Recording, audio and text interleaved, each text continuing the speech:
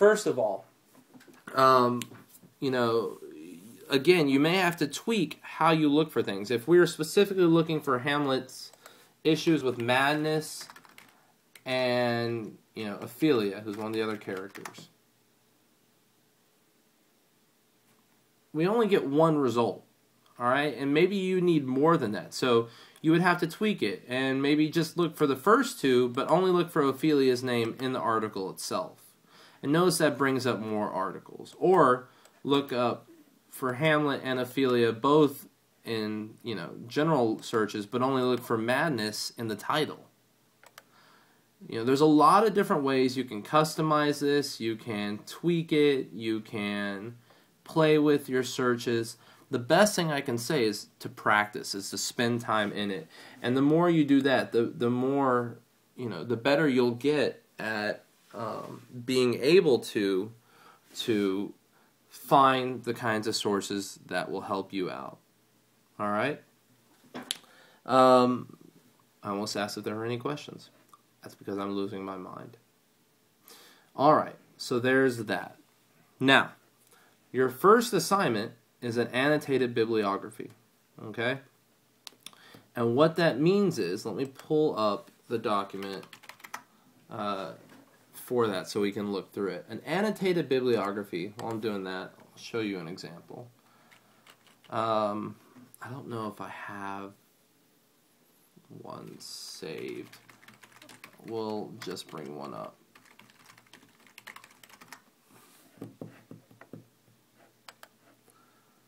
All right.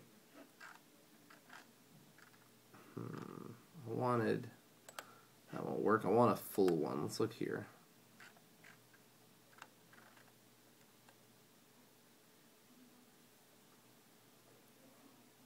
This will more or less work, I guess. All right.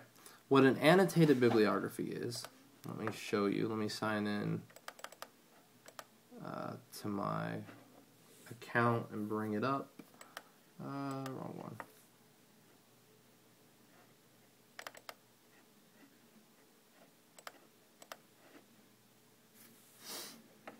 So for this assignment, you have to use the databases that we just looked at and find 5 scholarly articles dealing with Hamlet by William Shakespeare.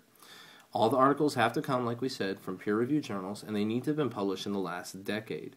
Once you find them, you need to do 2 things. First, create citation entries, and my advice would be to go through and create them by hand. In other words, when you have, going back here, when you click on an article, you've got all the information right here, all right, to make a citation entry. And it's good practice to sit down with a handbook, look through it, and practice making your entries. However, you can also just hit the cite button. But what you need to do is first find the articles, find 5, read them, then create citation entries. Once you've created an entry, then you write a single paragraph summary of each article and insert it directly after the citation entry, and it will look something like this. So you see here, this is a book by a lady by the name of Anne Lamott. All right, and this is what it's called. This is the works cited entry, and all that's right here is then a short single paragraph summary of that book. This is sort of like, you remember book reports? These are article reports, more or less, all right? Once you've done that, then you put the next entry and summary, etc., etc., etc. And for the title, you can do something like annotated bibliography or something along those lines, all right? Now, what will it look like overall? Again, this is actually where I got that example. So it'll look like that. Let's see if I can find a full... this is the one I looked at a minute ago. You can see that here he has the entry and then the summary and then another entry directly after. Again, they should be alphabetized by the author's last name, which is what begins the works cited entry. The title should be there. This professor has this student immediately start their summary. I would prefer... or I want you to do it like this. Have the works cited entry, hit enter, and then write the summary. All right? This is about the smallest summary you can get away with, about 3 or 4 good-sized sentences. Don't go over 7 or 8 sentences, though. If you have summaries that are about anywhere from this long to about half a page, you're probably doing fine. All right? As a matter of note, some of these articles are difficult to deal with. They're long, they're unwieldy, they're complicated. So my advice is, to pick some shorter articles and get started this well in advance so you can work your way through the articles. And I understand that you haven't read Hamlet yet. That's fine. You're not supposed to have. Don't worry about that. What I want you to do is practice just reading articles and finding main ideas and plot points of supporting details of articles, and get used to summarizing and paraphrasing what critics have said. All right? So that's the assignment. It is due.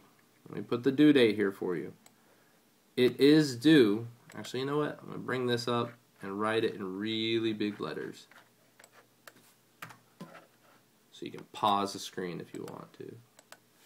Due date. Oh, you've got my phone, so I can't look at my calendar. Let's see. Due date yesterday was the 9th. Is that right? Yeah. So 2 weeks from yesterday, let's say. So that's 14 days plus 9 is the 23rd. All right? And it's due when you come to class. You'll turn them into your monitors, and your monitors will get them to me. So it's due February 23rd, 2 weeks from yesterday. That's more than enough time to get this assignment done. What else? I need to show you how to do the MLA formatting, all right? So let's say you open up a new document in Microsoft Word. All right? What all do you need to do to meet my formatting? Well, first of all, your font needs to be Times New Roman. The size needs to be 12, and you change those right here. All right? The next thing is you need to go to Page Layout. Click this tab at the top. And right there's a button that says Margins. Click on Margins and make sure you've got 1-inch margins selected all the way around. All right? The next thing that the MLA formatting for a paper calls for is for your name. So let's say I was writing a paper for some made-up professor. So Josh Potter, Dr. Dole's class. So you put your name, the student's name, then the professor's name, then you hit enter and put the class, and then the date.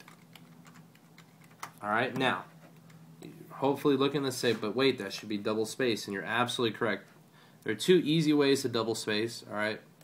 You can either highlight what you've written and hit Control-2, alright, Control-2, and it will double space everything, or you can highlight everything, come up to this button right here, click on it, and scroll down and select 2. Either one will double space.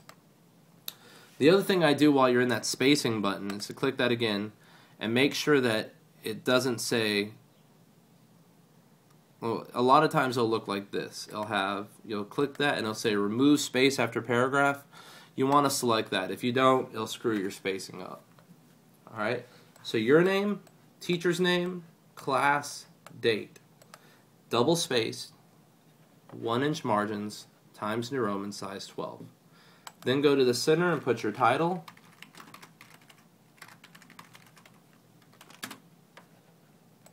Don't underline titles. Only italicize something in a title if it's a title of a book or a play or something like that. Otherwise, don't put in quotes, don't underline. Don't bold it. Don't make it look like that. Don't do anything like that. All right? Oops. Once you've done this, hit enter. Go back to the left side.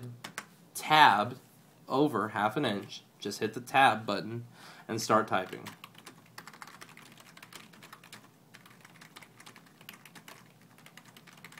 All right? And then write your paper.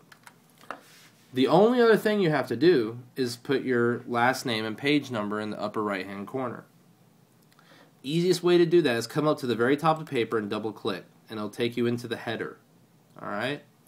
And when you're here, you want to first go on the left side and